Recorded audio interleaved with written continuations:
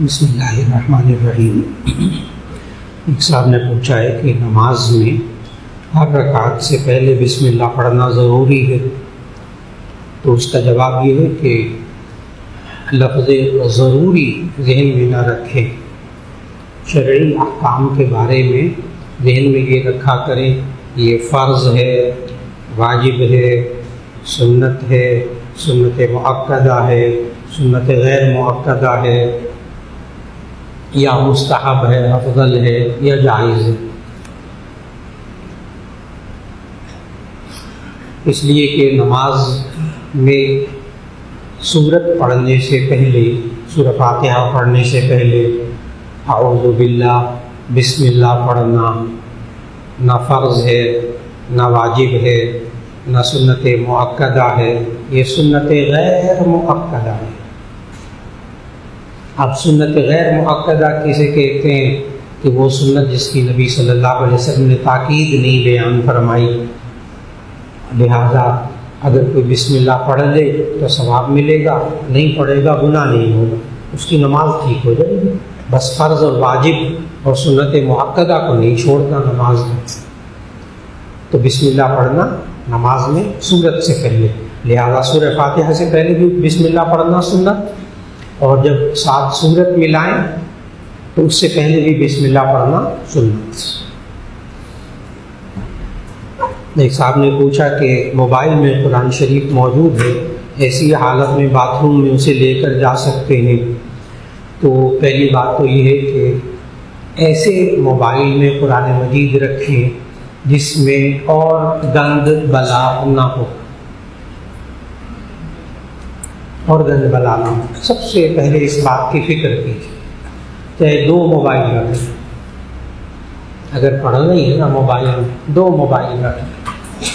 Mobile میں قرآن مجید پڑھنا جائز ہے،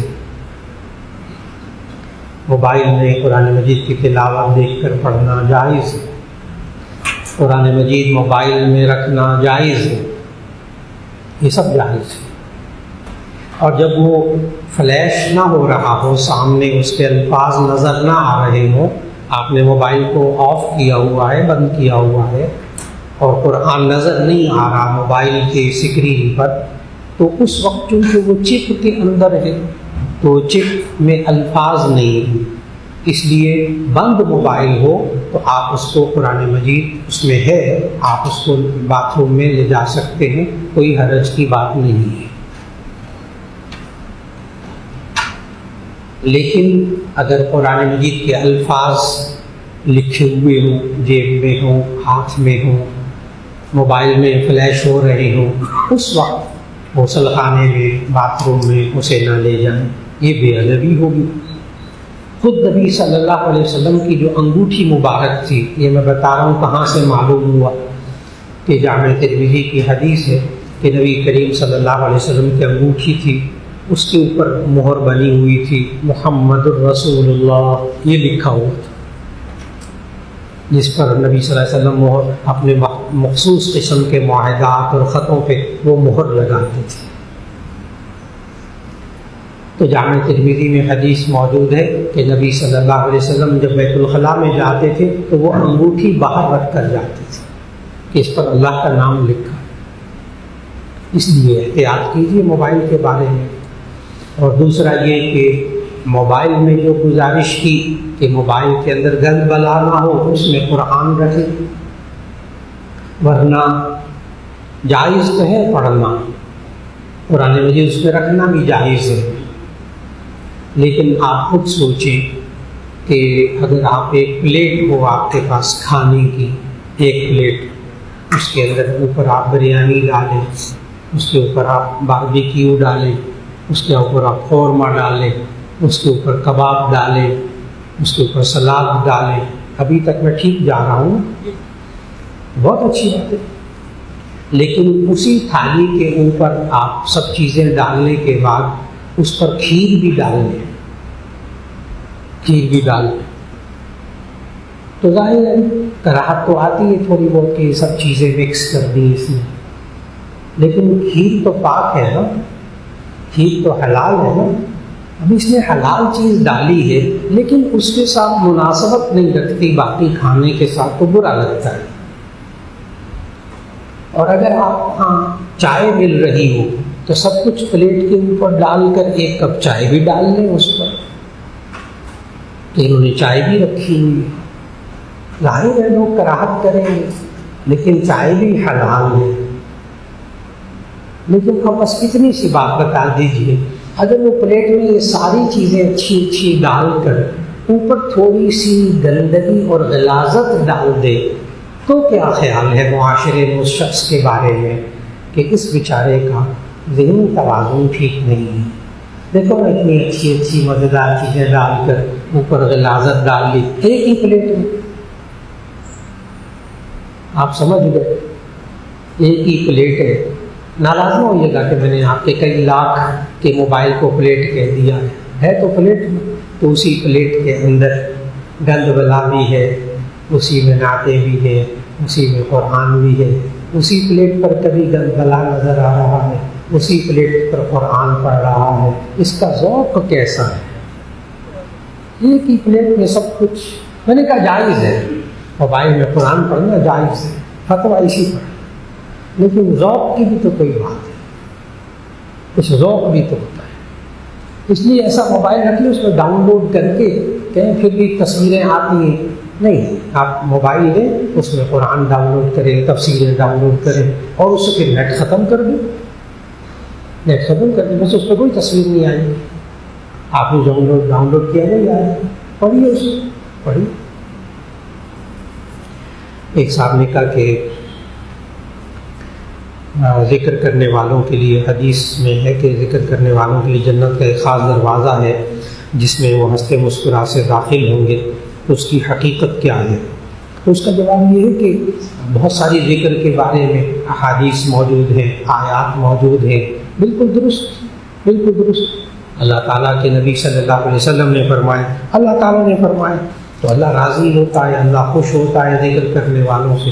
یہاں تک اللہ کہتا ہے قرآن مجید میں فاذکرونی اذکرکم، تم مجھے یاد کرو میں تمہیں یاد کروں گا۔ آپ کو اگر پتہ چل جائے کہ دنیا کا کوئی بڑا عہدے دار جس سے آپ کا کوئی تعلق ہو، آپ کا کوئی دوست آ کر آپ کو یہ کہے کہ وہ آپ کو یاد کر رہے تھے، آپ کا نام لے رہے تھے، انسان کتنا خوش ہو جاتا ہے کہ دنیا کے بڑے اگر ہمارا نام لے لیں تو کتنی خوشی ہوتی ہے۔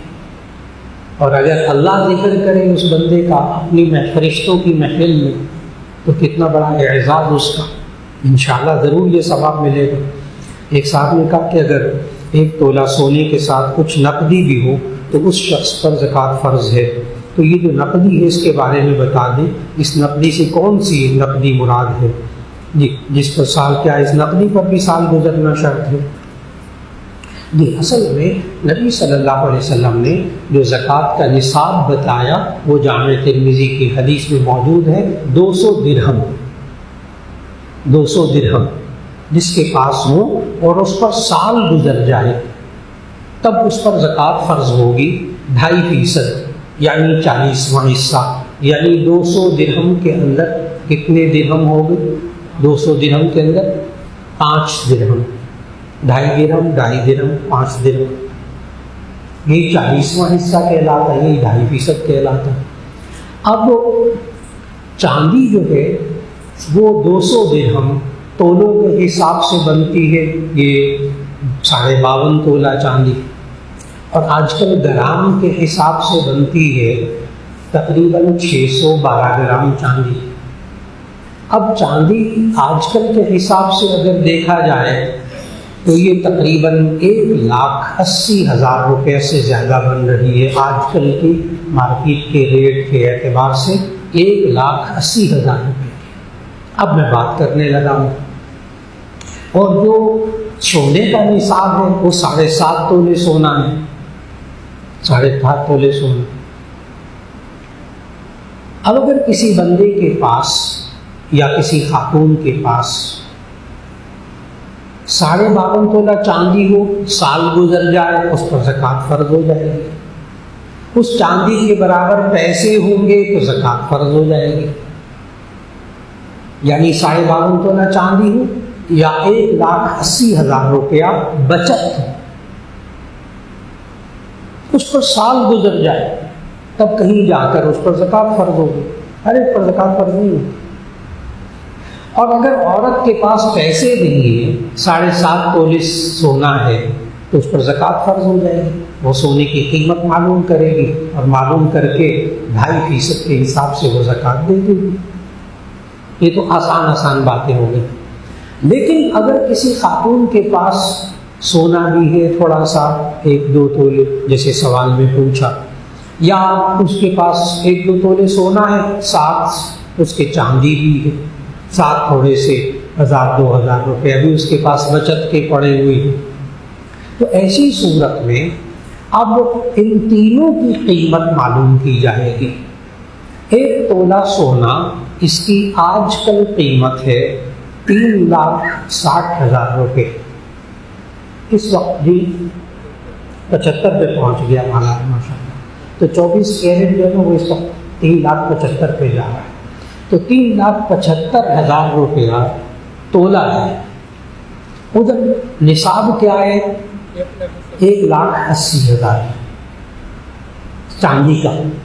اب اگر کسی خاتون کے پاس صرف سونا ہونا 1 تولہ 2 تولے 3 تولے 4 تولے 7 تولے، اس پر زکوٰۃ نہیں ہے، صرف سونا ہو 7 تولے، کئی لاکھ روپے بن جائے، اس پر زکوٰۃ نہیں ہے 7 تولے تک۔ لیکن اگر اس کے پاس 1 تولہ بھی ہوا اور ساتھ چاندی اور کچھ روپے پیسے بچت کے پڑے ہوئے، اب ان سب کا حساب لگائیں گے تو سیدھی بات ہے کہ 1,80,000 روپیہ بن جائے گا، اس پہ سال گزرے، تو سال گزرنے کے لیے نصاب پر سال گزرنا ضروری ہے، 1 تولے پر نہیں۔ لہذا وہ جو نقدی ہے، وہ جو چاندی ہے، وہ جو 1 تولہ سونا ہے، اس سارے نصاب پر سال گزرے گا تو اس پر زکوٰۃ فرض ہوگی۔ اب بات مکمل ہو گئی۔ لہذا جو نقدی ہے وہ اگر پہلے سونے کا نصاب الگ سے بنا ہوا ہے، پھر سال گزرنا صرف سونے پر ہی کافی ہے، نقدی کی بھی زکوٰۃ دینی پڑے گی، پھر نقدی پر سال گزرنا ضروری نہیں۔ میں نے بتایا نصاب پر سال گزرنا ضروری ہے۔ جی 1,80,000 ہمارے پاس ہے، سال گزرنے سے پہلے ہے نا اس کا ریٹ چینج ہو جاتا ہے، بڑھ جاتا ہے مہنگائی کے تو پھر جی بھائی صاحب نے سوال کیا ہے کہ اگر سال کے شروع میں ہمارے پاس 1,50,000 روپیہ تھا، ابھی زکوٰۃ فرض نہیں ہوئی، لیکن چاندی کا نصاب، چاندی مہنگی ہو گئی تو ایک وقت ایسا آیا کہ 1,80,000 روپے کی ہو گئی، ہمارے پاس وہ 1,50,000 روپیہ بس، تو ظاہر ہے کہ اس پر زکوٰۃ فرض نہیں ہوگی۔ لیکن ایک شخص کے پاس چاندی موجود، پیسے بھی موجود، ابھی وہ 1,80,000 نہیں ہو رہے، لیکن چاندی مہنگی ہو گئی یا سونا تھا تھوڑا سا اور سونا مہنگا ہو گیا سال کے دوران، اب وہ صاحب نصاب ہو گیا، تو اسی صورت میں اب سال شمار ہوگا اس وقت سے جب وہ صاحب نصاب ہوا ہے، اب سال شروع ہوگا۔ بس ایک ٹیکنیکل بات، جب نصاب شروع ہوگا، نصاب کا مالک ہو جائے گا، تب سال شروع ہوگا، اس سے پہلے سال ہی شروع نہیں ہوگا۔ جی ہاں، انہوں نے بھائی نے سوال کیا کہ اگر کوئی صاحب نصاب ہو، یعنی اس کے پاس 1,80,000 روپیہ ہے، 2 لاکھ روپیہ ہے، لیکن 1 لاکھ روپیہ قرض بھی ہے، تو زکوٰۃ اس پر فرض نہیں ہوگی، کیونکہ سال کے آخر میں جب وہ اپنے قرض کو منہا کرے گا، الگ کرے گا، تو باقی اس کے پاس 1 لاکھ بچا، اب اس پر زکوٰۃ نہیں، تو سال جب پورا ہو جائے تو دیکھنا اس بندے پر قرض ہے کہ نہیں ہے۔ اس قرض سے مراد عام زندگی میں کھانے پینے، رہائش، گھر بنانے وغیرہ کے لیے جو قرض لیا جاتا ہے وہ مراد ہے، وہ مراد ہے۔ یہ جو تجارتی قرض ہوتا ہے یہ مراد نہیں ہے، ہوتا کتنے ارب پتی ہیں ان پر کسی پر بھی زکوٰۃ فرض نہیں ہو، وہ سارے بینکوں کے مقروض ہیں، اس سے مراد تجارتی قرض نہیں، عام زندگی میں لیا جانے والا قرض مراد ہے۔ جی پیسے آتے جاتے چلتے رہتے، سوال سمجھ گئے بھائی صاحب نے؟ سوال یہ کیا ہے کہ ایک تاجر ہے اس کے پاس مال آتا رہتا ہے جاتا رہتا ہے، کبھی 2 لاکھ ہوتا ہے، کبھی 20 لاکھ ہوتا ہے، کبھی 10 لاکھ ہوتا ہے، کبھی وہ ہوتا ہی نہیں۔ تو ایسی صورت کے اندر تاجر حضرات کا جو پیسہ یہ نہیں اس کے پاس ہوتا ہی نہیں، یہ نہیں کہ نہیں، وہ جس نے اس کا دینا ہے وہ سارا اسی کا ہے۔ تجارت اسی طرح ہوتی ہے، وہ جس نے دینا ہے وہ سارا اسی کا ہے۔ لہذا اگر تجارت میں آپ کے پاس 2 لاکھ روپیہ ہے بچت، یا مال تجارت آپ کے پاس پڑا ہوا ہے جس کی قیمت 2 لاکھ روپیہ ہے، 1,80,000 سے زیادہ ہے، تو ایسی صورت میں سال بھر میں جتنا مرضی اتار چڑھاؤ ہوتا رہے، یہ صاحب نصاب تھا تاجر سال کے شروع میں، مثال کے طور پر یکم محرم، ابھی محرم، یکم محرم کو اس کے پاس 1,80,000 روپے، 2 لاکھ روپیہ تھا۔ پھر اس کے بعد سامان وغیرہ اس کا اتنا ہے 2 لاکھ روپے کا، لیکن کبھی اس کے پاس جو ہے وہ 50 لاکھ آ جاتا ہے، کبھی کروڑ آ جاتا ہے، کبھی اس کے پاس 50,000 روپے بھی نہیں ہوتے، لیکن مال اس کا ہے وہ 2 لاکھ کے برابر ہے۔ تو ایسی صورت میں اب آسان بات بتانے لگا ہوں، سارا سال اتار چڑھاؤ کو، روپے کی کمی بیشی کو، اس فلکچویشن کو بالکل معتبر نہیں ہے، بالکل معتبر نہیں، کوئی حساب کتاب رکھنے کی ضرورت نہیں۔ آج یکم محرم کو اتنا مال تھا، اگلے یکم محرم کو اتنا مال ہے، زکوٰۃ ادا کر دیجیے۔ درمیان کا اتار چڑھاؤ یہ زکوٰۃ کی ادائیگی پہ اثر نہیں کرتا، پریشان ہونے کی ضرورت نہیں، بس یہ اصول رکھیں گے تو بڑا آسان رہے گا انشاءاللہ۔ ایک صاحب نے کہا کہ مولانا مفتی شفیع صاحب رحمۃ اللہ نے لکھا ہے کہ یہودی سے غیر مسلم سے آپ خرید و فروخت کر سکتے ہیں، تو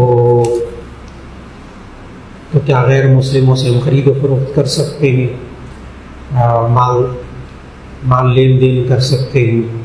اب علماء خرید و فروخت سے کیوں منع کرتے ہیں؟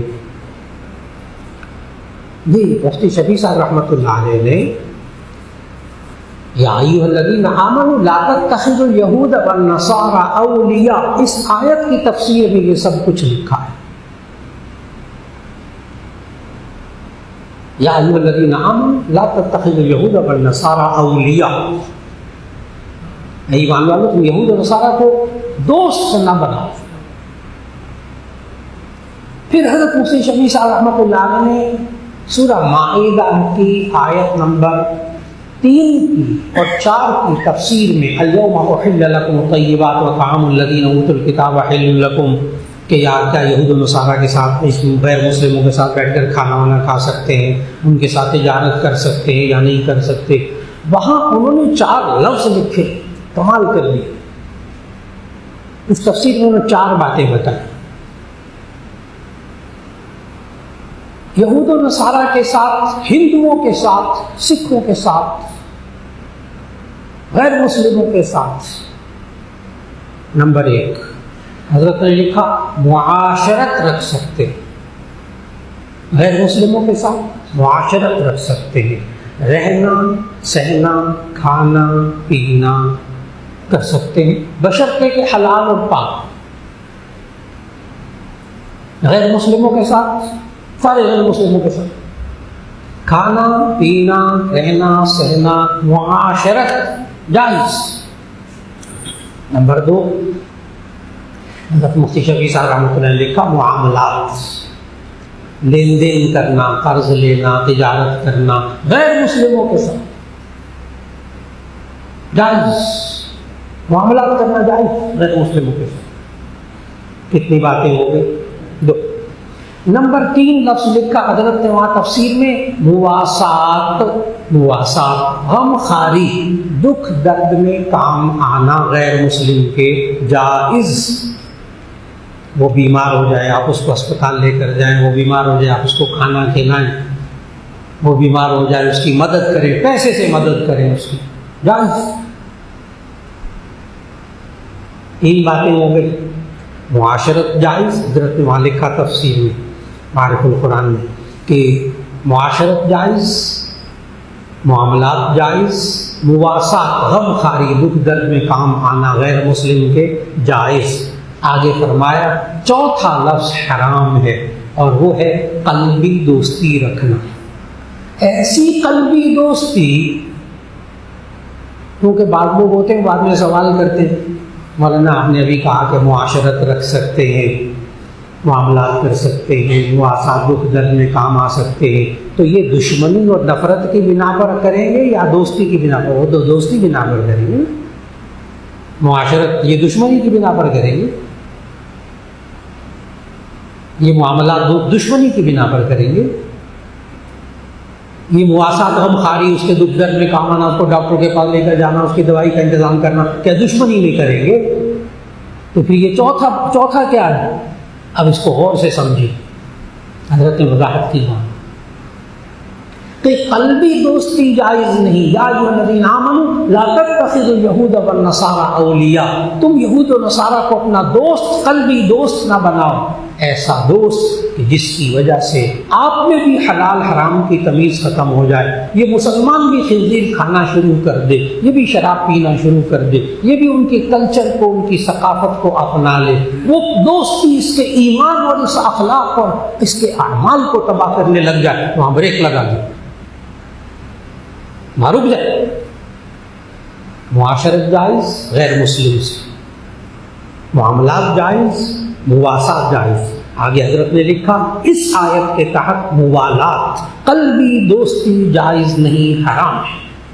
کیسی قلبی دوستی؟ جس کی وجہ سے ان کی معاشرت اپنا لے، ان کا وہی ذہن اپنا لے اور انہی کی عبادت گاہوں میں جا کے اتوار کو عبادت کرنا شروع کر دے اور وہ حرام حلال کی بھی پرواہ چھوڑ دے۔ بس یہاں آ کر رکنا پڑے گا۔ اب بات سمجھ میں آ گئی، ٹھیک؟ لیکن میرے عزیزان محترم، ایک بات بڑے درد مندانہ انداز میں، ہر غیر مسلم کے ساتھ یہ تینوں چیزیں جائز ہیں، معاملات، معاشرت، مواسات، اور موالات تو کسی غیر مسلم کے ساتھ جائز نہیں، ٹھیک؟ لیکن جو قادیانی ہیں ان کے ساتھ یہ پہلی والی تین چیزیں بھی جائز نہیں۔ بہت اچھی طرح کھل کر رکھیے گا بات کو۔ قادیانیوں کے ساتھ معاشرت بھی جائز نہیں، معاملات بھی جائز نہیں، موالات بھی جائز نہیں۔ کیوں؟ وجہ بہت آسان سی وجہ، وہ آپ کو غیر مسلم کہتے ہیں، اپنے آپ کو مسلم کہتے ہیں، بہت آسان سی بات۔ باقی باتیں بعد میں، وہ آپ کو غیر مسلم، ہمیں کیا کہتے ہیں؟ غیر مسلم۔ اپنے آپ کو کیا کہتے ہیں؟ مسلمان۔ اور آخری نبی صلی اللہ علیہ وسلم کو آخری نبی نہیں مانتے، اس لیے غیر مسلموں کے ساتھ، ہر ایک کے ساتھ، ہندوؤں کے ساتھ معاشرت، مواسات، معاملات جائز۔ یہ تین قادیانیوں کے ساتھ ہرگز جائز نہیں۔ اب بات مکمل ہو گئی۔ اب علماء نے کہا کہ اگر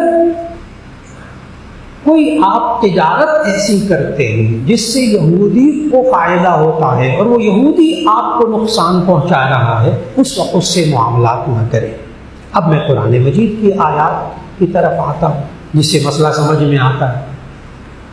ہر کافر کے لیے، ہر یہودی کے لیے، ہر عیسائی کے لیے یہ حکم نہیں ہے قرآن میں کہ جہاں پاؤ ان کو قتل کر دو، نہ، بالکل نہیں۔ میں قرآن مجید کی آیات کا حوالہ دے کر بات کروں گا کہ اللہ نے قرآن مجید میں کیا کہا۔ وہ تمہارے دشمن الذین اخرجوکم من دیارکم، جو تمہیں تمہارے گھروں سے نکالے، تمہارے وطن سے نکالے، تمہیں تمہارے مال کو نقصان پہنچائے، تمہاری جان کو نقصان پہنچائے، تمہارے دین کو نقصان پہنچائے، ان کے ساتھ تم قتال کرو۔ والذین لم یخرجوکم من دیارکم، اور وہ غیر مسلم جو آپ کو آپ کے وطن سے نہ نکالے، آپ کے وطن پہ حملے نہ کرے، وہ یہود و نصارہ، وہ غیر مسلم جو آپ کے دین کو نقصان نہ پہنچائیں، آپ کو جانی نقصان نہ پہنچائیں، آپ کے آپ کے مال کو نقصان نہ پہنچائیں. آیت قرآن مجید کی ان تبروہم وتقسطوا الیہم، تم ان کے ساتھ اچھا سلوک کرو، ان کے ساتھ انصاف کرو. بات بہت واضح ہو گئی، بہت واضح ہو گئی. میں نے کھل کر بات کی قرآن مجید کے حوالے سے، کھل کر. کن یہود و نصارہ کے ساتھ، کب یہود و نصارہ کے ساتھ، کب ہندوؤں کے ساتھ آپ تینوں چیزیں رکھ سکتے ہیں؟ جب آپ کے وطن کو نقصان نہ پہنچائیں، آپ کو جانی نقصان نہ پہنچائیں، آپ کے مالوں کو نقصان نہ پہنچائیں، آپ کے دین کو نقصان نہ پہنچائیں. معاشرت، موالات، مواسات سب جائز. جی جی جی کہہ رہے قادیانی کو پتہ نہیں چلتا. نہیں، جب پتہ چل جائے تو رک جائے، بس یہی جواب ہے.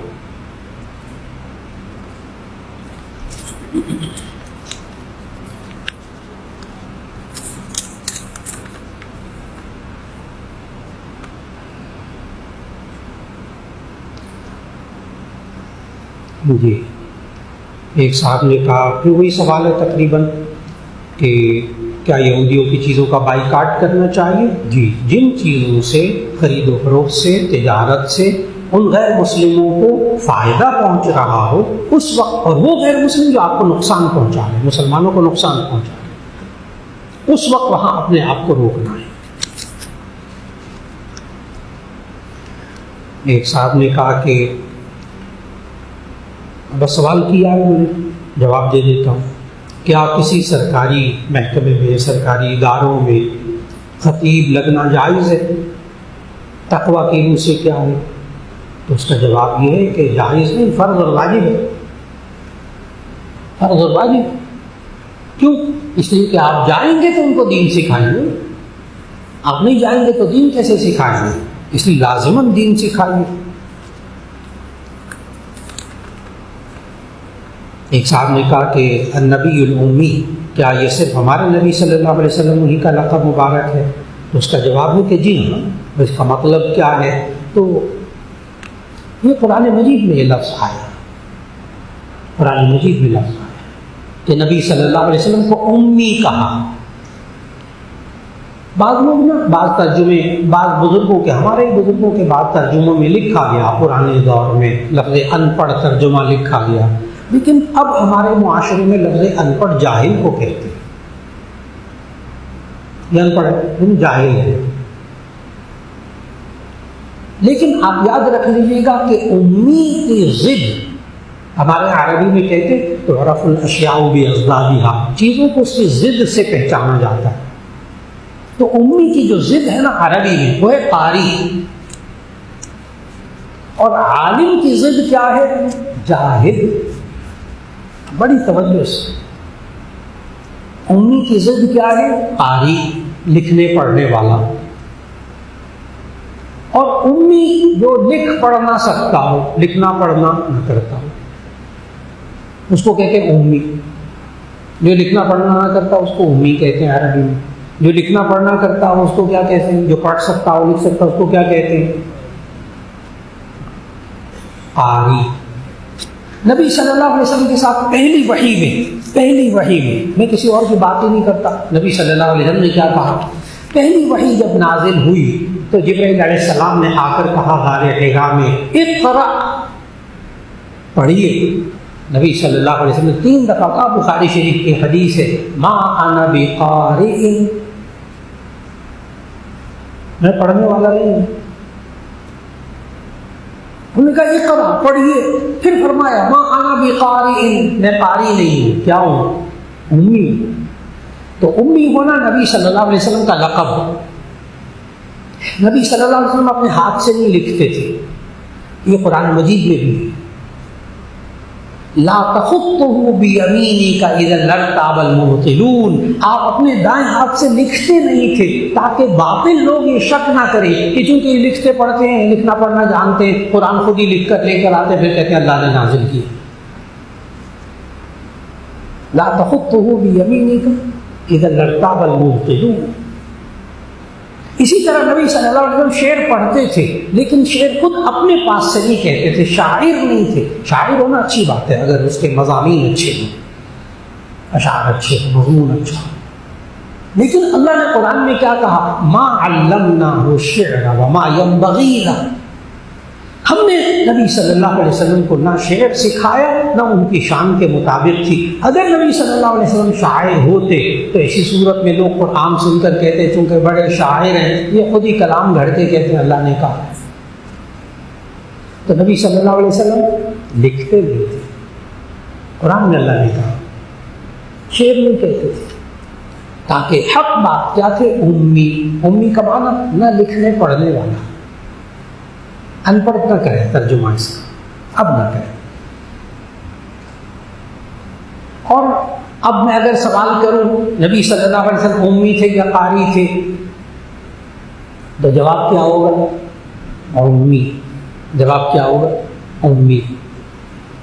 اگر یہ سوال ہو عالم یا جاہل ہونے کے بارے میں تو کیا کہیں گے؟ عالم۔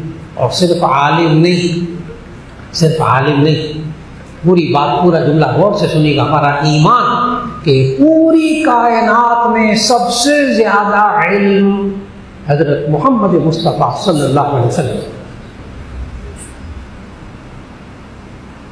پوری کائنات میں سب سے زیادہ علم جاننے والا کون، علم رکھنے والا کون؟ حضرت محمد مصطفیٰ صلی اللہ علیہ وسلم۔ یہ ہمارا ایمان ہے۔ یہ بات سن کے نا کسی کے ذہن میں یہ بات نہ آ جائے کہ سب سے زیادہ تو اللہ جانتا ہے، مولانا آپ کیسی باتیں کر رہے ہیں، سب سے زیادہ تو علم ہے اللہ کے پاس، سب سے زیادہ تو اللہ جانتا ہے۔ یہ آپ نے کیا کہہ دیا کہ کائنات میں سب سے زیادہ نبی صلی اللہ علیہ وسلم جانتے ہیں، وہ تو اللہ جانتا ہے۔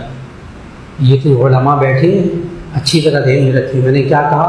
کائنات میں سب سے زیادہ جاننے والا کون تھے؟ علم رکھنے والا حضرت محمد صلی اللہ علیہ وسلم، ٹھیک؟ اور اللہ کائنات میں شامل نہیں ہے۔ کائنات ترجمہ ہے العالم، کائنات ترجمہ ہے العالم۔ عالم کا معنی جاننے والا، عالم کا معنی کائنات۔ اور یہ علماء اتنے سارے بیٹھے ہوئے سب کو پتہ ہے العالم ما سوى اللہ، العالم ما سوى اللہ، اللہ کے علاوہ جو کچھ ہے وہ کائنات ہے۔ اب بولے بات سمجھ میں آ گئی کہ کائنات میں سب سے زیادہ جاننے والا کون ہے؟ علم رکھنے والا محمد مصطفیٰ صلی اللہ علیہ وسلم۔ اور یہ بھی بتا دوں، یہ نفحۃ العرب میں بھی یہ لطیفہ لکھا ہے، مولانا اعزاز علی صاحب نے، بہت ہمارے بڑے بزرگوں میں گزرے، بڑے شاندار استاد تھے، بڑے ادیب تھے، عربی تھے۔ تو نفحۃ العرب ہمارے یہاں پڑھائی جاتی ہے جامعہ شفیہ میں، تو اس میں ایک لطیفہ لکھا ہے کہ ایک نوجوان تھا، اس نے پڑھنا لکھنا چھوڑ دی، پڑھنا لکھنا چھوڑ دی۔ ماں باپ نے کہا اللہ کے بندے پڑھا لکھا کرو، کہنے لگا میں نبی صلی اللہ علیہ وسلم کی سنت پر عمل کرتا ہوں۔ بات کو سمجھنا بڑے غور سے، کیا کہتا ہے؟ میں نبی صلی اللہ علیہ وسلم کی سنت پر عمل کرتا ہوں۔ وہ چونکہ امی تھے، لکھنا پڑھنا نہیں جانتے تھے، میں نے بھی لکھنا پڑھنا کیا کیا، چھوڑ دی، سنت پر عمل۔ پھر اس کو استاد صاحب نے سمجھایا اللہ کے بندے، یہ امی ہونا نبی صلی اللہ علیہ وسلم کی خصوصیت ہے،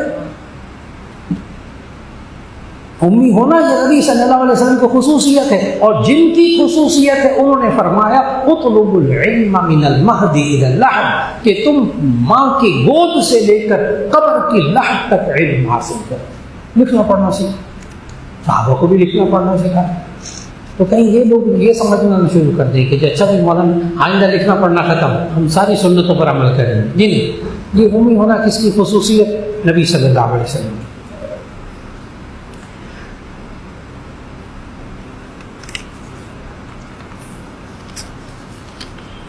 ایک صاحب نے کہا کہ آن لائن کمپنی میں کچھ پیسے انویسٹ کرنے سے وہ پروفٹ دیتی ہے، اگر ہم اس کمپنی کے پیکیج جو 300 سے 700 والا خریدنا ہوتا ہے ہم اس کمپنی میں لگوائیں، اس کا کمیشن ہمیں ملے گا، کیا اس کمپنی میں کام کرنا جائز ہے؟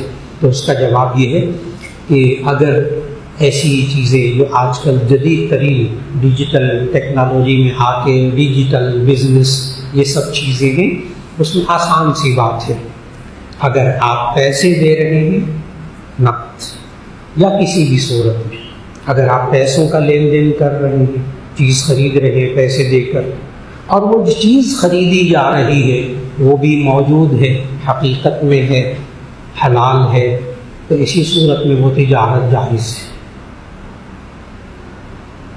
اور اگر پیسے بھی ہوا میں اور چیز بھی ہوا میں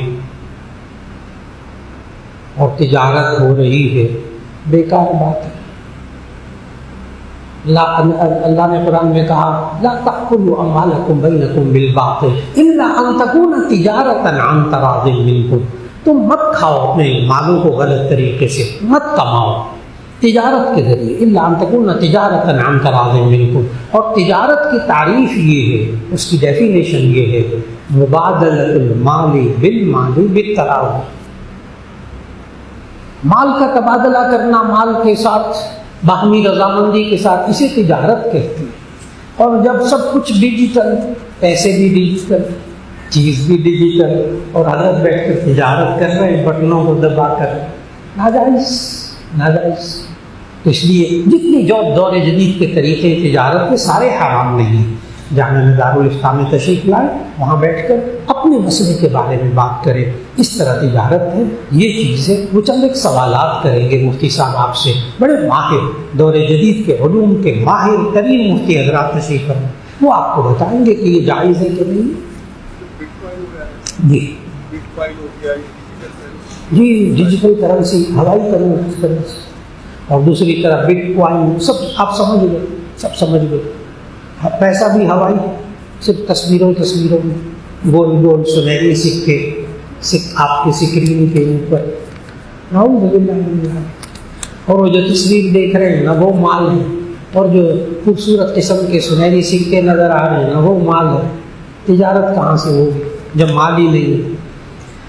ایک صاحب نے کہا جی پی فنڈ کے بارے میں رہنمائی فرمائیں، اس کی پروفٹ اس کا لے سکتے ہیں کہ نہیں؟ جی پی فنڈ کیا ہوتا ہے؟ جی پی فنڈ ہوتا ہے ایک ملازم کام کرتا ہے، اس کی تنخواہ میں سے وہ کچھ پرسنٹ کاٹ لیتے ہیں اور اپنے پاس وہ کمپنیاں یا وہ ادارے اپنے پاس رکھ لیتے ہیں، آپ کو دیتے ہی نہیں ہیں، تنخواہ کے طور پر دیتے ہیں، وہ پہلے سے کاٹ کے اپنے پاس رکھ لیتے ہیں، رکھ کے پھر اس کے اوپر منافع لگائیں، کیا کریں؟ جب وہ ریٹائر ہونے لگتا ہے بندہ تو وہ جی پی فنڈ لیتا ہے، تو جتنے پیسے اس کے رکھے ہوئے ہوتے ہیں اس پر منافع پہلے تو بڑا ڈبل سے ڈبل ٹریپل ہو جاتا تھا، اب تو کچھ بھی نہیں رہا۔ اتنے سارے سرکاری افسر بیٹھے ہوئے ہیں، ایک ایک کو راز کی بات بتائے، وہ وقت گزر گیا، اب تو جی پی فنڈ پر تھوڑا سا منافع لگا کر اب وہ دیتے ہیں۔ تو وہ جی پی فنڈ پر جو منافع لگا کر دیتے ہیں اس کے بارے میں حضرت مولانا مفتی شفیع صاحب رحمۃ اللہ علیہ کا رسالہ ہے، جی پی فنڈ کے، پروویڈنٹ فنڈ کے شرعی احکام۔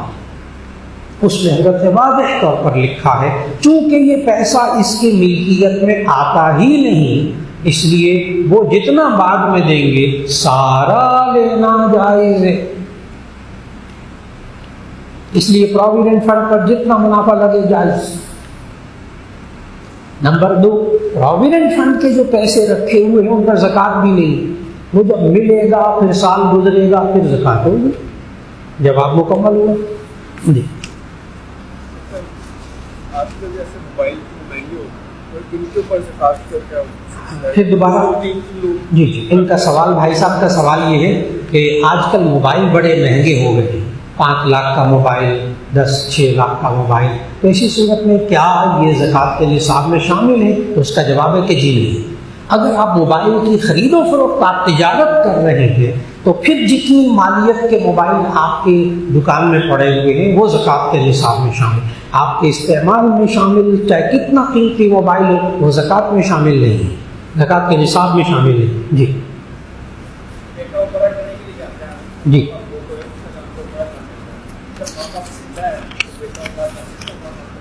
جی تشریف رکھیے گا۔ بھائی صاحب کا سوال یہ ہے کہ ایک شخص ایک بیٹا عمرہ کرنے جاتا ہے اور عمرہ وہاں جا کر کے ماں باپ کی طرف سے بھی، زندہ ماں باپ ہیں ان کی طرف سے بھی عمرہ کرتا ہے، طواف کرتا ہے، تو کیا یہ جائز ہے؟ تو اس کا جواب ہے کہ جی جائز ہے، لیکن ان کو سمجھائیں کہ بجائے عمرہ کرنے کے طواف زیادہ کر رہے ہیں، طواف زیادہ کر رہے ہیں، ہاں، اور اس ایک طواف کا ثواب کئی ایک کو پہنچائیں، کئی ایک کو پہنچا سارا ثواب ملے گا انشاءاللہ۔ جی جی عقیقہ کرنے کا سنت جی عقیقہ کہتے ہیں، عقیقہ بچے کا کرتے ہیں تو اس کا سنت طریقہ کیا ہے؟ سب سے پہلے تو یہ ذہن میں رکھیے گا کہ عقیقہ یہ ایک ایسی سنت ہے جو گزشتہ مذاہب میں بھی موجود تھی.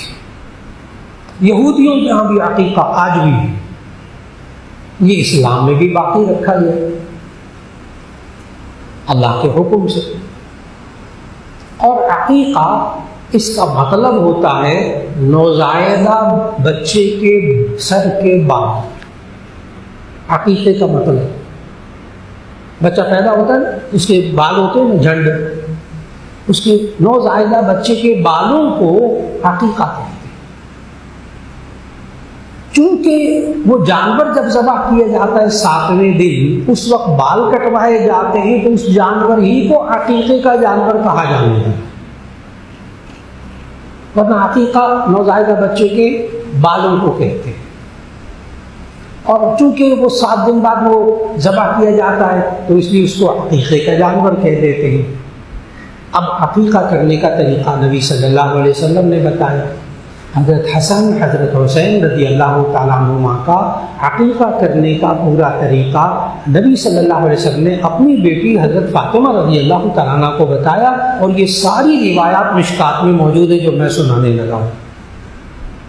نبی صلی اللہ علیہ وسلم نے حضرت فاطمہ رضی اللہ تعالیٰ عنہ کو سمجھایا جب بچہ پیدا ہو تو 7ویں دن، 7 دن بعد نہیں، 7ویں دن، ابھی میں بات کروں گا اس میں. جب بچہ پیدا ہو تو 7ویں دن بچے کے بال منڈوائیں، بچے کے بال منڈوائیں اور بالوں کے وزن کے برابر چاندی خیرات کریں. یہ فاطمہ رضی اللہ تعالیٰ عنہ کو سکھایا نبی صلی اللہ علیہ وسلم. 7ویں دن بال کٹوائیں اور اس کے بالوں کے وزن کے برابر چاندی خیرات کریں. اور حضرت حسن حضرت حسین رضی اللہ تعالیٰ عنہ میرے نواسوں کے سر پر زعفران کو گھول کر لگائیں. اور ساتھ اس دن اگر لڑکا ہو تو 1 جانور، لڑکی ہو تو 1 جانور، لڑکا ہو تو 2 جانور ذبح کریں. بات مکمل ہو گئی، عقیقہ مکمل ہو گئی. بات مکمل ہو گئی، عقیقہ مکمل ہو گئی. اب اس میں تھوڑی تھوڑی وضاحت ہے. نمبر 1 7واں دن. حدیث میں آیا، جامع ترمذی کی حدیث بھی ہے، یوم السابع، 7واں دن. اب محدثین نے لکھا کہ 7 دن بعد نہیں، 7واں دن سنت غیر مؤکدہ، فرض واجب نہیں ہے. اب پھر میں واضح کر دوں، فرض واجب نہیں ہے کہ اگر کسی اور تاریخ میں عقیقہ کر لیا تو عقیقہ نہیں ہوگا، نہیں ہو جائے گا، ہو جائے. 7واں دن. اگر 7 دن بعد نہیں کر سکے تو 14ویں دن کر لیں، وہ بھی 7واں دن ہوگا. اگر آپ 21 دن بعد کر رہے ہیں تو بھی 7واں دن ہوگا. آج کل کیا ہوتا ہے کہ بچے کی پیدائش پر بہت زیادہ خرچہ ہو جاتا ہے، وہ کہتا ہے میں 1 مہینے بعد عقیقہ کروں گا جب پیسے آئیں گے. کبھی ہوتا ہے کہ آج کل بچیوں کے ماں کا آپریشن ہو جاتا ہے، وہ کہتے ہیں کہ ابھی تو یہ ٹھیک ہونے میں کافی وقت لگے گا، ابھی ماں کے گھر میں ہے، ابھی ماں کے گھر سے جب واپس آئے گی 1.5 مہینے بعد پھر ہم عقیقہ کریں گے. بالکل جائز. اب اس کا طریقہ کیا؟ اس کا طریقہ حضرت مولانا اشرف علی تھانوی رحمہ اللہ نے لکھا، بڑا کمال کا طریقہ لکھا. لکھتے ہیں کہ 7واں دن آپ 2 مہینے بعد، 3 مہینے بعد، 6 مہینے بعد، سال بعد عقیقہ کریں.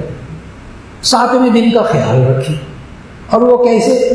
بڑا عجیب ٹیکنیک بتائی حضرت تھانوی نے. جس دن بچہ پیدا ہوا ہے اس سے 1 دن پہلے عقیقہ کر لیں، وہ 7واں دن ہوگا. کمال کر دیا. یعنی اگر ہفتے کو پیدا ہوا نا بچہ تو آپ 2 مہینے بعد، 6 مہینے بعد، سال کے بعد جب عقیقہ کرنا چاہے کب کر لیں، جمعے. وہ کیا ہوگا؟ 7واں دن. حساب لگا لیں. ایک طریقے 7ویں دن کا خیال رکھ لیں. لیکن اگر آپ نے کہا کہ مجھے جمعے کو چھٹی نہیں ہوتی اور ہفتے کو چھٹی نہیں ہوتی، اتوار کو چھٹی ہوتی، میں اتوار کے دن کروں گا، وہ 7واں دن تو نہیں بنتا، کوئی حرج نہیں. لیکن سنت غیر مؤکدہ کس کو کہتے ہیں؟ نہ کریں عمل تو گناہ نہیں ہے. لہذا آپ عقیقہ کر لیں، ایک سنت کو پوری کر لیں. اچھا، ایک تو یہ کہ 7वां दिन। फिर नबी सल्लल्लाहु अलैहि वसल्लम ने फरमाया जब बाल कटवाएं, हज़रत हसन हज़रत हुसैन रज़ी अल्लाह अपने नवासों के बारे में अपनी बेटी से हज़रत फातिमा से कि इसके झंड उतार के यानी बाल मुंडवा के तो चांदी इसके बालों के बराबर खैरात करें। अब यहाँ से बड़ा मसला शुरू हो जाता है। लोग कहते मौलाना खाने को नहीं है, चांदी का इतना पैसा लग गया है बेटी के बच्चे की पैदाइश पर, तो अब ये चांदी कहाँ से आ गई, कैसे खैरात करें, बड़ा मुश्किल काम। लेकिन आपको हैरत होगी कि किसी भी बच्चे के बाल वो ज़्यादा से ज़्यादा 4-5 औंस होते हैं। अगर मैं इसको ग्राम में बताऊं तो 3-4 ग्राम वज़न कुल होता है, जिसका ज़्यादा से ज़्यादा 600, 700, 800 रुपया बनता है। इतने की तो मिठाई भी नहीं आती, वैसे हम कितना खर्च कर लेते, इतने तो बच्चे का एक कपड़ा भी नहीं आता। लेकिन आप चांदी को खैरात कर दे बालों के वजन के बराबर, ये ज्यादा पैसे नहीं बनते, 1000 रुपये दे दे खैरात कर दे चल। फिर नबी सल्लल्लाहु अलैहि वसल्लम तीसरी चीज बताई कि बाल सर के मुंडवा कर सर पर ज़ाफ़रान लगाएं। इसके बारे में मुहद्दिसीन ने लिखा कि असल में यहूद भी अकीका करते थे। वो क्या करते थे कि जानवर को ज़बह करते थे 7वें दिन, और ज़बह करके जो जानवर का खून बहता था ना वो उठाकर बाल मुंडवाकर बच्चे के सर पे लेट देते थे, मर देते थे। वो खून जो अकीके का जानवर का ज़बह होता है, यहूद के आज भी होता है, आज भी। तो नबी सल्लल्लाहु अलैहि वसल्लम ने फरमाया कि ये तो गंदगी है, ये तो हराम और नापाक है, इस मासूम बच्चे के सर पे ये क्यों लगाते हो नापाक चीज़, ज़ाफ़रान लगाओ। अब ज़ाफ़रान बहुत महंगा, कई 1000 रुपए का तोला है ऐसे, लेकिन आप चंद सौ रुपये 500-600 रुपए का आप उस पंसारी के पास जाए, उससे कहीं मुझे 4-5 पत्तियाँ दे दे, बड़ी बड़ी छोटी सी पत्तियाँ दे दे, 1-1.5 चमचा पानी का ले, उसमें वो भिगो दे, जब वो पानी पीला हो जाए तो उसको जब ढंड उतर जाए तो उसके सर पर मल दे अच्छी तरह, सुन्नत का सवाब मिल जाए। ज़्यादा महंगे काम नहीं बताए नबी सल्लल्लाहु अलैहि वसल्लम। और अब दौर जदीद में जब हम मेडिकल साइंस पढ़ते हैं तो अजीब बात है कि अब लिखा है मेडिकल साइंस, तिब्ब नबवी और जदीद साइंस, ये किताब है तिब्ब नबवी जदीद साइंस, उसमें ज़ाफ़रान के ऊपर पूरा चैप्टर है। उसके मुसन्निफ है डॉक्टर खालिद गज़नवी। ये अस्पताल के बहुत बड़े डॉक्टर होते थे। और अजीब बात बताऊँ, हज़रत मौलाना उबैदुल्लाह साहब रहमतुल्लाह अलैह जो हमारे जामे शफ़े के मोहतमिम थे, उनके रिश्तेदार भी, हज़रत मौलाना फजलुर रहीम साहब के रिश्तेदार भी, और मौलाना उबैदुल्लाह साहब की कब्र के पास ही इनकी कब्र भी है, यहाँ पिछड़े डॉक्टर खालिद गज़नवी। इनकी किताब है तिब्ब नबवी जदीद साइंस, उसमें ज़ाफ़रान पर पूरा बाब है, उर्दू में। वहाँ उन्होंने डॉक्टर साहब ने लिखा कि अब दौर जदीद के अंदर ज़ाफ़रान बेहतरीन एंटीसेप्टिक है, जरासीम कुश दवा। आपको मालूम है आफ्टर शेव लोशन एंटीसेप्टिक। लेकिन नबी सल्लल्लाहु अलैहि वसल्लम ने क्या बताया कि जब बच्चे के बाल उतरवाओ तो उसके सर के ऊपर ज़ाफ़रान लगाओ, बेहतरीन एंटीसेप्टिक, जरासीम कुश। अच्छा वो भी लगा दिया। फिर उसके बाद यहूद जो है वो लड़की पैदा होती थी तो हकीका नहीं करते थे, क्योंकि लड़की मनहूस होती है ना, पैदा होना उससे वो मनहूस होती है, इसलिए यहूद हकीका नहीं करते थे। नबी सल्लल्लाहु अलैहि वसल्लम ने औरतों को जीने का, बच्चियों को जीने का हक दिया, जीने का हक दिया कि बच्ची पैदा हो तो तुम एक जानवर ज़बह करो, यहूद की मुखालफत करो। और वो जब लड़का होता था वो एक जानवर ज़बह करते, तुम 2 करो। अब 2 जानवर लड़के का करना अकीका सुन्नत गैर मुअक्कदा, हैसियत नहीं है तो 1 कर दी बस। अकीके का आपका सवाल था, पूरा मैंने तरीका बताया। और कच्चा गोश्त तकसीम कर दे, यह अकीके का गोश्त कुर्बानी की तरह होता है। कुर्बानी का गोश्त खुद भी खा सकते हैं आप, चाहे सारा अकीके का गोश्त खुद खा, घर में पका कर खिला दें, कच्चा खिला दें।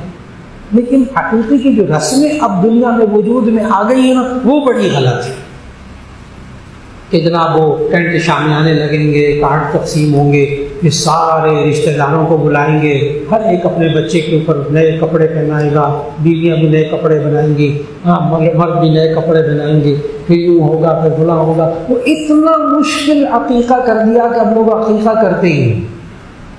حالانکہ عقیقہ کیا تھا؟ جانور خریدے، ذبح کرے، گوشت تقسیم کر دے، عقیقہ ہو. بہت آسان تھا. یہ اس کی وجہ سے مشکل ہو گیا. جی غیر مسلم کے بارے میں بات ہوئی تھی کہ اس غیر مسلم سے آپ معاملات کر سکتے ہیں، سارا کچھ کر سکتے ہیں. غیر مسلم اللہ تعالیٰ کو نہیں مانتے، اس کے بارے میں کیا اس سے معاملات کر سکتے ہیں؟ جی بھائی صاحب نے سوال کیا ہے کہ اگر کوئی غیر مسلم اللہ ہی کو نہ مانتا ہو تو کیا اس کے ساتھ، اس غیر مسلم کے ساتھ بھی آپ خرید و فروخت کر سکتے ہیں؟ تو اس کا جواب ہے کہ جی. ایتھیسٹ، ملحد، جو بیچارہ کسی بھی خدا کو نہیں مانتے، وہ بھی غیر مسلم، وہ بھی غیر مسلم. صرف قادیانی جس کے ساتھ بالکل نہیں کرنا، کیونکہ وہ ایتھیسٹ ہے نا، وہ اپنے آپ کو مسلمان نہیں کہتا. ایتھیسٹ کا معنی جو اللہ کو مانتے ہی نہیں ہے. ہر ایک کو ایتھیسٹ نہ کہا کریں. ایتھیسٹ وہ ہوتا ہے جو اللہ کسی بھی خدا کو نہیں مانتا، اللہ کو نہیں، کسی بھی خدا کو نہیں مانتا، اس کو ایتھیسٹ کہتے ہیں. ہر ایک پر فتویٰ بھی نہ لگایا کریں. وہ ایک بزرگ آئے تو فون کیا مجھے، کہنے لگے کہ وہ میرا جوان بچہ ہے، فلاں فلاں یونیورسٹی میں پڑھتا ہے، وہ ایتھیسٹ ہو گیا، اللہ کو نہیں مانتا، کسی خدا کو نہیں مانتا، ایتھیسٹ ہو گیا، ملحد ہو گیا، بے دین ہو گیا. میں کیا کروں؟ میں نے کہا بچے کو لے کے میرے پاس آ جاؤ. بزرگ ماشاء اللہ 5 وقت کا نمازی باپ ہو گاڑی، ماشاء اللہ بیچارہ رو رہا تھا فون پر. میں نے کہا آ جاؤ بچے کو لے. وہ جوان بچے کو لے آئے میرے پاس دفتر میں. میں نے ان سے پوچھا کیا کیسے آئے؟ کہتے میرا بچہ جو ہے نا وہ ایتھیسٹ ہو گیا، ملحد ہو گیا، بے دین ہو گیا. میں نے کہا اچھا. میں نے بیٹے کی طرف منہ کر کے کہا آپ ایتھیسٹ ہو گئے، ملحد ہو گئے؟ کہتے جی. میں نے کہا اچھا آپ مطمئن ہیں ایتھیسٹ ہو گئے، ملحد ہو گئے؟ کہہ رہے جی بالکل مطمئن ہے. تو شکر کریں اللہ کا، میرے سامنے کبھی میں ملحد ہو گیا ہوں، ٹھیک ہے میں شکر کرتا ہوں. کہنے لگا ہاں میں اللہ کا شکر ادا کرتا ہوں میں ملحد ہو گیا ہوں. میں نے کہا تو آپ ملحد ہے ہی نہیں. کہتے کیوں؟ میں نے کہا بھی آپ نے اللہ کا شکر ادا کیا. میرے جال میں پھنس گئے، میرے جال میں پھنس گئے. پھر میرے باپ کی طرف منہ کر کے کہا پتہ ہے کیا ہے، یہ آپ کا جوان بچہ نماز نہیں پڑھتا تھا، آپ نے کہا نماز پڑھا کرو.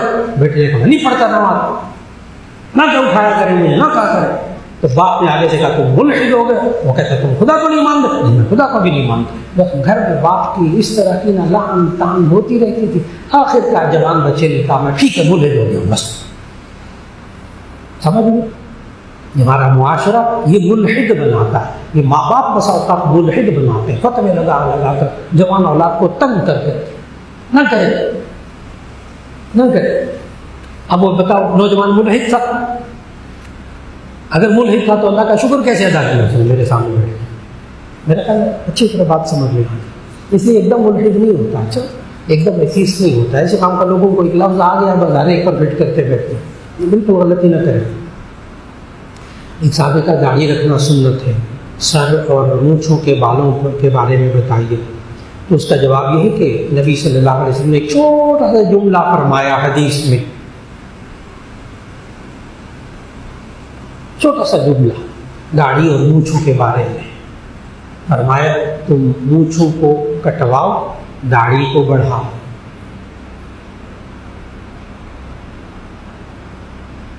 تو مونچھوں کو انہک، حدیث کے الفاظ انہک الشوارب واعف اللحى، تم مونچھوں کو کٹواؤ داڑھی کو بڑھاؤ. بس یہ اصول سمجھائیں. اب آگے محدثین نے سمجھایا مونچھیں کتنی رکھی، اتنی رکھے کہ یہ مونچھوں کے بال زیادہ سے زیادہ کتنے ہوں، اتنے ہوں کہ یہ ہونٹوں کی سرخی پر نہ آئے. اتنی مونچھیں بڑی ہوں ہونٹوں کی سرخی پر نہ آئے. کیوں؟ اگر ہونٹوں کی سرخی پر آئیں گے تو کھانے پینے کی چیزوں میں پانی پئیں گے تو بیچ میں لگیں گے بال. یہ بکرو ہے. اور اب جدید سائنس کو آپ کو پتہ ہے کہ کہ انسانی بالوں کے اندر ایک ایسا زہریلا کیمیکل ہوتا ہے جو کہ کھانے کے اندر شامل نہیں ہونا چاہیے. پتہ ہے آپ کو جتنے کھانا پکانے والے ان کو ٹوپیاں پہنا دی حکومت نے, ہاں وہ جالی والی ٹوکری عجیب عجیب سی, کیوں؟ تاکہ بال نہ کھانے میں گرے. تو کھانے پینے کی چیزوں میں بال, انسانی بال نہیں آنا چاہیے. نبی صلی اللہ علیہ وسلم نے سمجھایا, ایک صحابی کی مونچھیں بڑی تھی تو نبی صلی اللہ علیہ وسلم فرمایا نیچے مسواک رکھ کر اوپر سے کاٹ دو. یعنی کہاں تک مونچھیں؟ سرخی تک. تو ایک تو زیادہ سے زیادہ کتنے رکھ سکتے ہیں مونچھیں کہ یہ ہونٹوں کی سرخی پر بال نہ آئے, شیشے میں دیکھ لیں. کم سے کم کتنی باریک کریں؟ اتنی باریک کریں کہ نیچے کھال نظر آئے. نہ منڈوا لیں تو بھی ٹھیک, نہیں منڈوائیں گے باریک مشین پھیر لیں گے, موٹی مشین پھیر لیں گے, نیچے سے کھال نظر آتی ہے. کم از کم کتنی, زیادہ سے زیادہ کتنی مونچھی, ٹھیک ہو گئی. اب داڑھی کو عربی میں لحیہ کہتے ہیں. لحیہ کہتے ہیں, یہ آپ کان پہ ہاتھ رکھیں یوں کر کے تو ایک ابھری ہوئی ہڈی ہے, یوں کر کے, ہاں یہ ابھری ہوئی ہڈی داڑھی میں شامل ہے. جب نائی ٹینڈ کرنے لگے اس کو سمجھائیں, اس پہ اس طرح نہیں چلانا, اس سے اوپر کاٹو. تو داڑھی کہاں سے شروع ہوتی ہے؟ یہ دو ابھری ہوئی ہڈی ہیں, یہاں سے شروع ہوتی ہے. پھر جہاں جہاں نیچے ہڈی ہے وہ داڑھی میں شامل ہے, جہاں ہڈی نہیں ہے وہ بال داڑھی میں شامل نہیں ہے. کہاں سے شروع ہوتی ہے؟ پوری ہوئی ہڈی سے. اور جہاں جہاں ہڈی ہے وہ سارے کیا ہے؟ داڑھی. اور جہاں جہاں اندر ہڈی نہیں ہے وہاں کے بال داڑھی میں شامل نہیں ہے. پھر مونچھوں کے کناروں تک, یہ مونچھوں کے کنارے, یہ کناروں سے نیچے داڑھی ہے. لہذا یہ ہونٹوں کے نیچے, بعض لوگوں کے یہاں دونوں جگہ بال ہوتے ہیں, بعض کے یہاں بال ہوتے ہیں, بعض کے ہوتے ہی نہیں, بعض کے یہاں سارے بال ہوتے ہیں. تو یہ جو ہونٹوں کے نیچے جو بال ہوتے ہیں یہ بھی داڑھی میں شامل ہے. کہاں تک داڑھی؟ یہاں سے شروع ہوئے اور پھر اس کے بعد ہڈی کے نیچے جہاں نیچے ہڈی سارے بال, اور پھر مونچھوں تک. اب دیکھا لائن کھینچ لی نا آپ نے. اب ایسی صورت میں دونوں مونچھوں کے کناروں سے نیچے بال, یہ بھی داڑھی. اور نیچے گردن کے نیچے ہاتھ رکھیں گے تو کنٹھ ہے, ابھری ہوئی ہڈی, یہاں تک یہ داڑھی میں شامل ہے. یہ ابھری ہوئی ہڈی نیچے, اس کے نیچے جو بال ہیں وہ سارے داڑھی میں شامل ہیں. اب کتنی داڑھی؟ 3 طرف. یہ والی داڑھی 4 انگل کے برابر ہے, ایک مٹھی 4 انگل. ٹھیک, ادھر سے بھی 4 انگل, ادھر سے بھی 4 انگل, ادھر سے بھی 4 انگل. یہ سنت, اس سے کم نہ کٹوائیں. جو اس سے زیادہ ہو وہ کٹوا لیں, جائز نہیں ہے. چھوڑ دیں وہ بھی جائز ہے. ایک باریک بات سب بتا دی. تو داڑھی رکھنا سنت مؤکدہ, عقیدتاً واجب. سنت مؤکدہ اس کام کو کہتے ہیں جس کو نہ کرے تو گناہ ہوتا ہے, اور بار بار کرے گناہ کبیرہ ہے. داڑھی کٹوانا گناہ کبیرہ ہے, اور گناہ کبیرہ بار بار کرنے والا فاسق ہوتا ہے, اگرچہ مؤمن رہتا ہے, مسلمان رہتا ہے, لیکن گناہ گار. توبہ اور استغفار کرتا رہے, دعا مانگتا رہے اللہ سے. بات مکمل ہو گئی. جی باقی سوالات پھر انشاءاللہ رکھ لیجیے. جزاک اللہ. السلام علیکم ورحمۃ اللہ.